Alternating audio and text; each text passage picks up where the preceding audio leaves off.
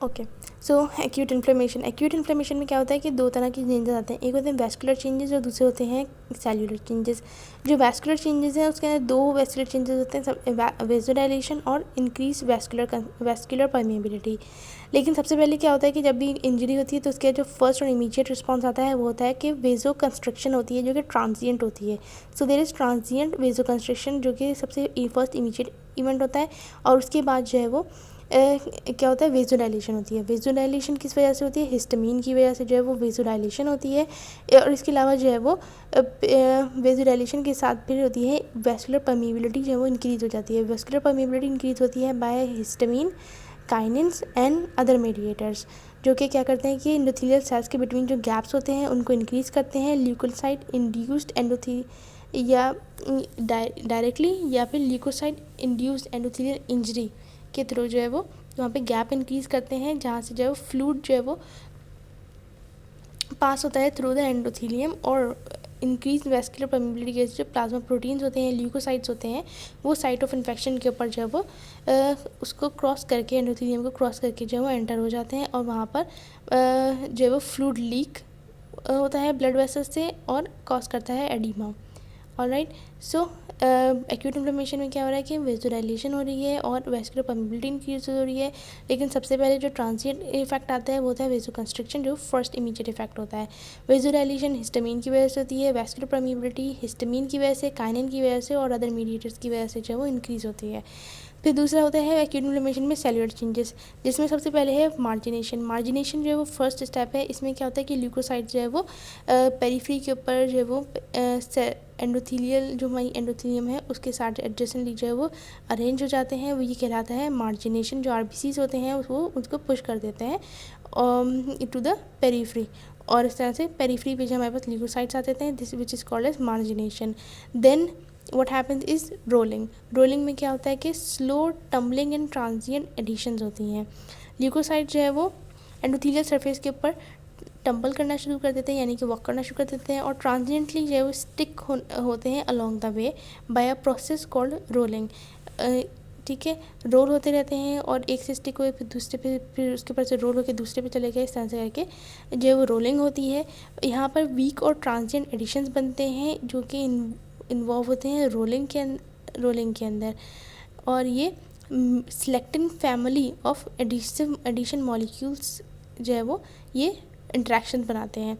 सो rolling में कौन से मॉलिक्यूल्स हैं, दैट दीज आर सिलेक्टिन की फैमिली की जो एडिशन मॉलिक्यूल्स है, सिलेक्टिन जो है वो रोलिंग के अंदर एडिसिव मॉलिक्यूल्स हैं, सिलेक्टिन्स are in rolling.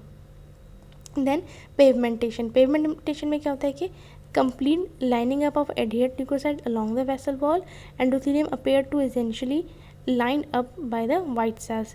So pigmentation में पूरे जो ल्यूकोसाइट्स होते हैं वो वेसल वॉल को लाइन कर लेते हैं, और जो एंडोथेलियम होती है वहाँ पर पूरे हमारे वाइट सेल्स जो है वो अरेंज होते हैं। This is called as पेवमेंटेशन।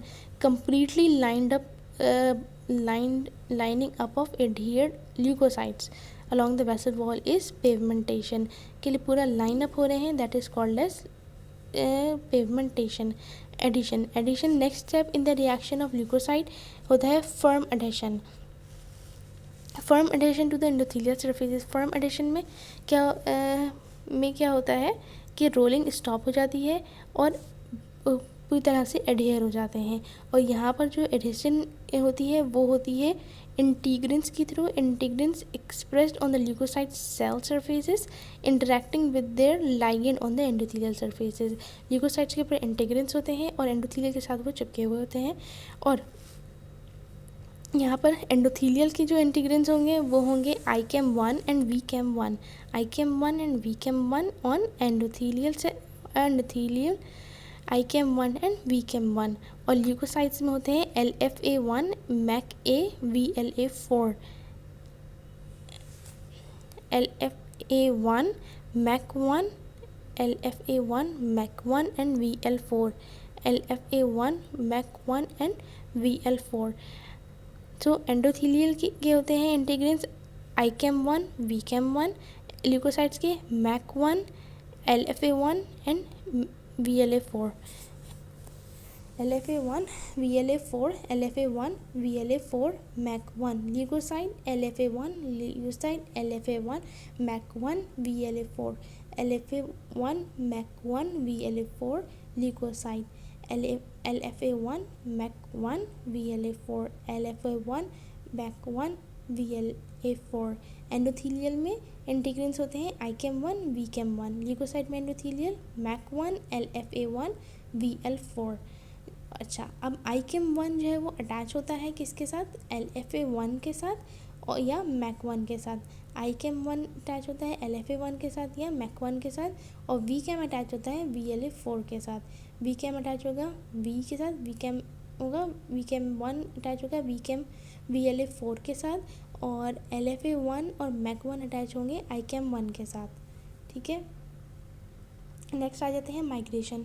अब क्या हुआ कि पहले मार्जिनेशन हो गई, रोलिंग हो गई, पेवमेंटेशन हो गई, एडिशन हो गई, अब एडियर होने के बाद अब माइग्रेशन होगी। माइग्रेशन को एमिग्रेशन, एक्सट्रावेसेशन या डायपेटिसिस भी कहते हैं। डायपेटिसिस, एक्सट्रावेसेशन, एमिग्रेशन या माइग्रेशन, यानी कि after being arrested on the endothelial cell surface leukocyte जब माइग्रेट होंगे through the vessel wall primarily by squeezing between the cells at intercellular junction. वहाँ पे स्क्वीज़ होंगे दोनों जो इंटरसेलुलर दो सेल्स के बिटवीन जो गैप है वहाँ पे स्क्वीज़ होके नीचे जो है वो मूव हो जाएंगे। इस मूवमेंट को जो है वो this movement of the leukocyte ये कहते हैं डायपेटिसिस और ये मेनली जो है वो पोस्ट कैपिलरी वेन्यूल्स में होती है of the systemic vasculature.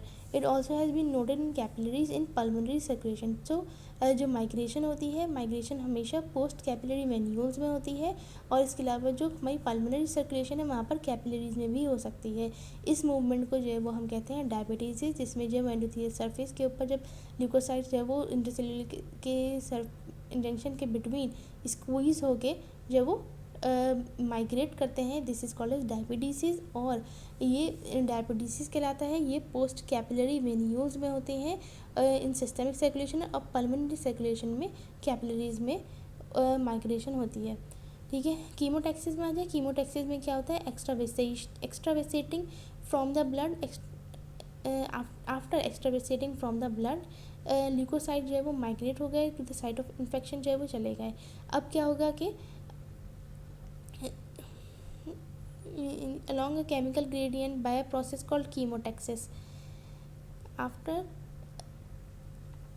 extravasating from blood, leukocyte migrate toward the site of infection or injury along a chemical gradient by a process called chemotaxis. ये जो पूरा प्रोसेस होता है कि जो ल्यूकोसाइट जो है वो ब्लड वेसल से जो है वो इंजरी की तरफ वहाँ पे मूव कर रहे हैं, this is called as chemotaxis. Chemotaxis ये एक्सोजेनस और एंडोजेनस सब्सटेंसेस दोनों ही जो है वो कीमोटैक्टिक फैक्टर की तरह से ल्यूकोसाइट्स के लिए काम कर सकते हैं।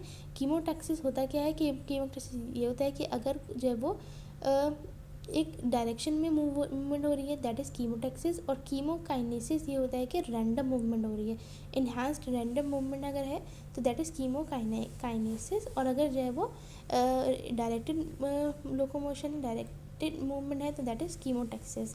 कीमोटैक्टिक फैक्टर्स कौन से होते हैं, कीमोटैक्टिक फैक्टर्स जो है वो है interleukin 4, LTB4, interleukin 4, LTB4, C5a, kallikrein, bacterial products.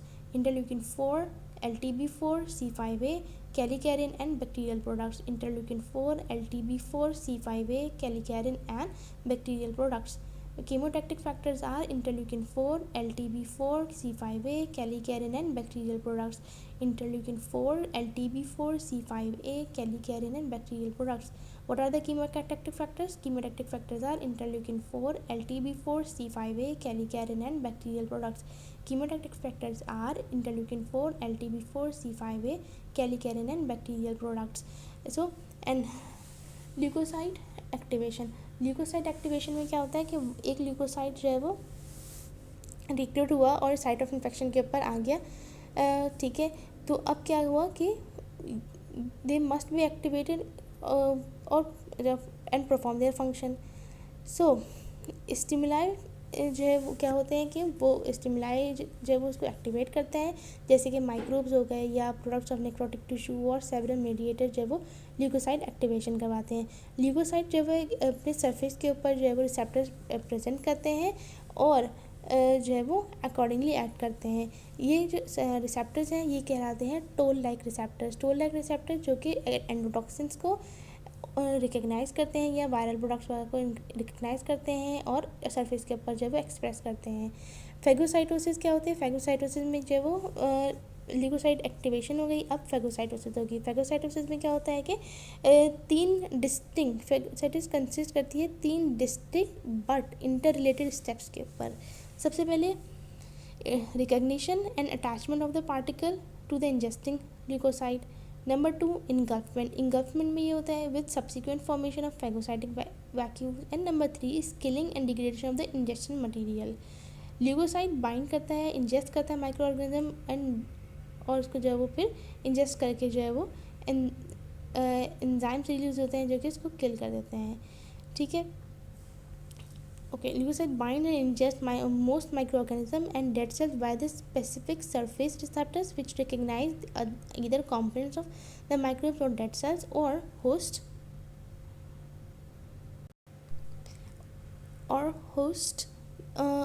proteins called opsonins।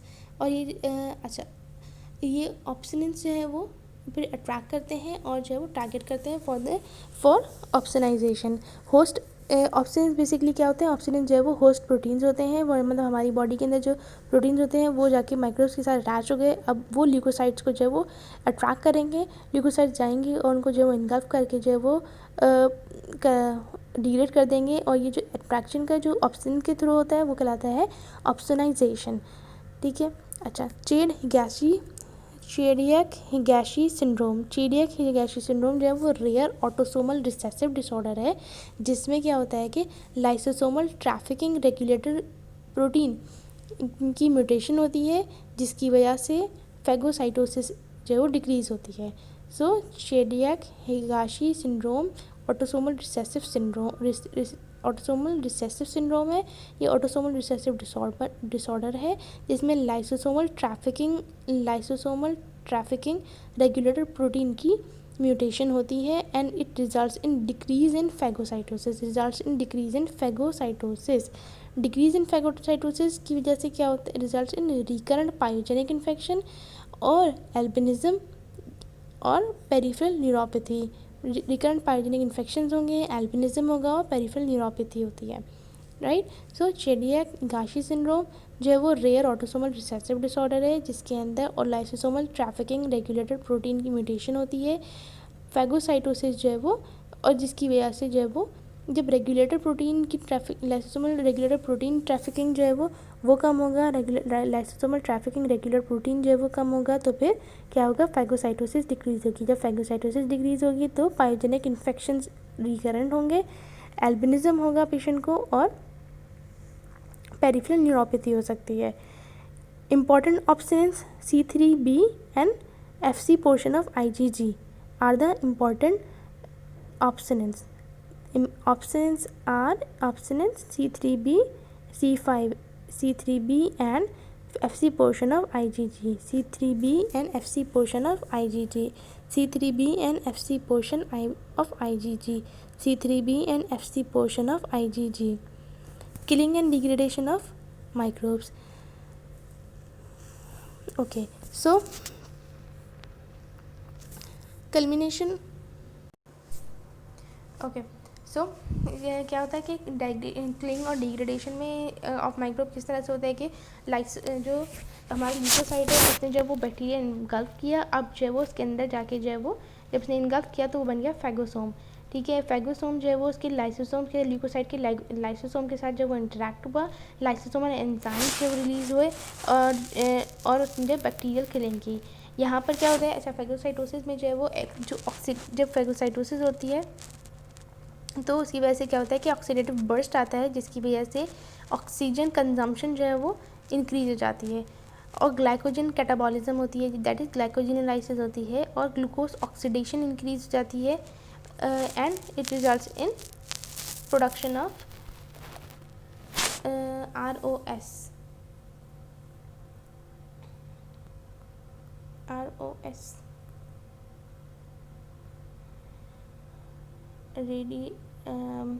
Oxygen species okay. Then क्या होता है कि जो है वो ROS जब रिलीज होना शुरू हो जाते हैं, अब क्या होता है कि जो है वो जो ऑक्सीजन मेटाबोलाइट बनते हैं, ऑक्सीजन यस रेडिकल्स जो है वो बनते हैं, ऑक्सीजन रेडिकल्स जो है वो बन जाते हैं। अब क्या होता है कि जो ऑक्सीजन मेटाबोलाइट्स जो है वो उसकी वो जनरेट हुए रैपिड, वो जो है वो ऑक्सीजन मेटाबोलाइट्स जो है वो क्या करते हैं, रैपिड एक्टिवेशन करवा देते हैं ल्यूकोसाइड NADPH ऑक्सीडेज की। ल्यूकोसाइड NADPH ऑक्सीडेज कहलाता है फैगोसाइड ऑक्सीडेज। फैगोसाइड ऑक्सीडेज जो है वो क्या करता है, वो ऑक्सीडाइज करता है NADPH को, और इस प्रोसेस में जो है वो क्या होता है कि ऑक्सीजन जो है वो कन्वर्ट हो जाता है सुपर ऑक्साइड आयन में, ठीक है।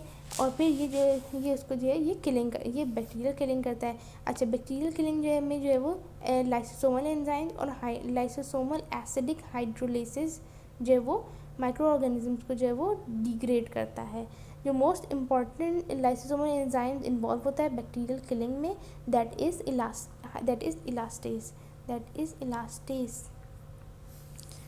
Alright, so adhesion molecule and some factors. Adhesion molecules में सबसे पहले आ जाते हैं सिलेक्टेंस पे। सिलेक्टेंस जो कि रोलिंग में इस्तेमाल हो रहे थे, जो कि टेम्परेरी ट्रांजिएंट जो है वो अटैचमेंट करवा देते हैं, दैट आर सिलेक्टेंस। सिलेक्टेंस जो है वो इंड्यूस होते हैं by interleukin 1 and TNF tumour necrosis factor. Macrophage is the main source of interleukin 1 and tumour necrosis factor. In tumour necrosis macrophage is the, I think next.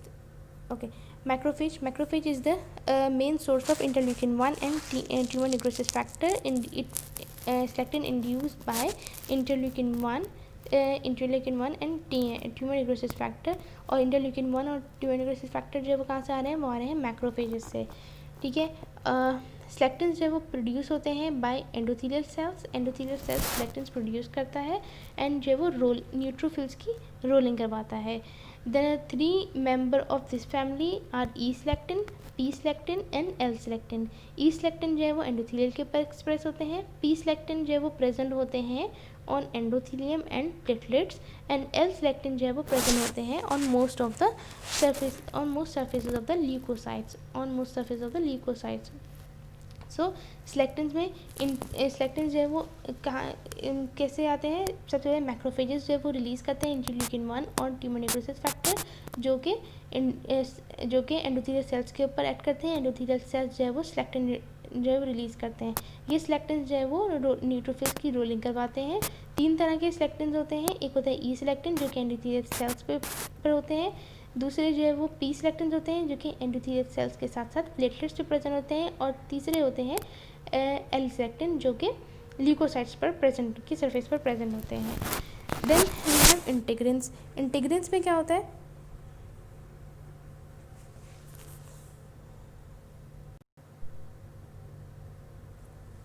इंटीग्रिन्स में जो है वो इंटीग्रिन्स बनते हैं, इंड्यूस होते हैं बाय C5a से और इंटरल्यूकिन C5a से और LTB4 और C5a होते हैं से इंड्यूस होते हैं इंटीग्रिन, और इंटीग्रिन जो है वो प्रेजेंट होते हैं WBCs पे या ल्यूकोसाइट्स पे। वाइट सेल्स पे ल्यूकोसाइट्स पे जो वो प्रेजेंट होते हैं, वाइट सेल्स पे प्रेजेंट होते हैं इंटीग्रिन्स, और ये जो है वो इंड्यूस होते हैं बाय C5a एंड LTB4 और C5a से जो है वो LTB4 और C5a इंड्यूस करते हैं integrins. LTB4 and C5a induces integrins. Integrins are induced by LTB4 and C5a. LTB4 and C5a. LTB4 and C5a. Integrins are induced by LTB4 and C5a and are present on leukocyte and WBCs. Selectin जो है वो induce होते हैं by interleukin 1 and tumor necrosis factor. Integrins are induced by C5a and LTB4. और integrins present होते हैं leukocytes पे या WBCs पे। Then we have fibronectin. Fibronectin जो है वो large disulphide linked heterodymer synthesized by a variety of cells including fibroblasts, monocytes and endothelium. Fibronectin messenger RNA mRNA has दो स्प्लाइस फॉर्म्स होती हैं जो कि जनरेट करते हैं tissue and plasma fibronectin. Tissue fibronectin form करता है fibrillar aggregates at wound healing sites. Plasma fibronectin जो है वो बाइंड करता है फिब्रिन के साथ to form the provisional blood clot of a wound which serves as substratum for ECM deposition and re-epithelialization. Laminin जो है वो मोस्ट एबंडेंट ग्लाइकोप्रोटीन है जो कि बेसमेंट मेम्ब्रेन में प्रेजेंट होता है. लेमिनिन प्रेजेंट होता है बेसमेंट मेम्ब्रेन में और ये मोस्ट एबंडेंट है. ठीक है. जो कि फाइब्रोनेक्टिन जो है वो टिश्यू में प्रेजेंट होता है. टिश्यू फाइब्रोनेक्टिन जो कि फिब्रिलर एग्रीगेट्स फॉर्म करता है at wound healing. And plasma fibronectin जो है वो बाइंड करता है फिब्रिन को to the provisional blood clot of a wound. और ये रीएपिथलाइजेशन में जो है वो हेल्प करता है फाइब्रोनेक्टिन. जबकि लेमिनिन जो है वो कहाँ होता है, वो मोस्ट एबंडेंटली जो है वो प्रेजेंट होता है मोस्ट एबंडेंट ग्लाइकोप्रोटीन है बेसमेंट मेम्ब्रेन में. Most abundant glycoprotein basement membrane में और ये कहलाता है मोस्ट एबंडेंट ग्लाइकोप्रोटीन है लेमिनिन जो कि बेसमेंट मेम्ब्रेन में प्रेजेंट होता है. ग्लाइकोप्रोटीन बेसमेंट मेम्ब्रेन में मोस्ट अबंडेंट है लेमिनिन. ठीक है. अच्छा. और ये इसमें ये कनेक्ट करता है cells to underlying extracellular matrix components such as type 4 collagen and heparin sulfate. Besides mediating detachment to basement membrane, laminin can also modulate cell proliferation, differentiation and motility. Laminin जो है वो glycoprotein है while collagen type 4 is not a glycoprotein. Laminin जो है वो basement membrane में होता है और ये most abundant glycoprotein है.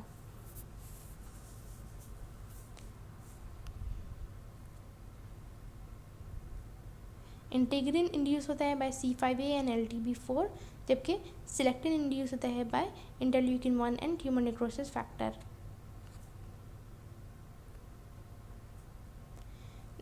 Chemical mediators of inflammation and their role.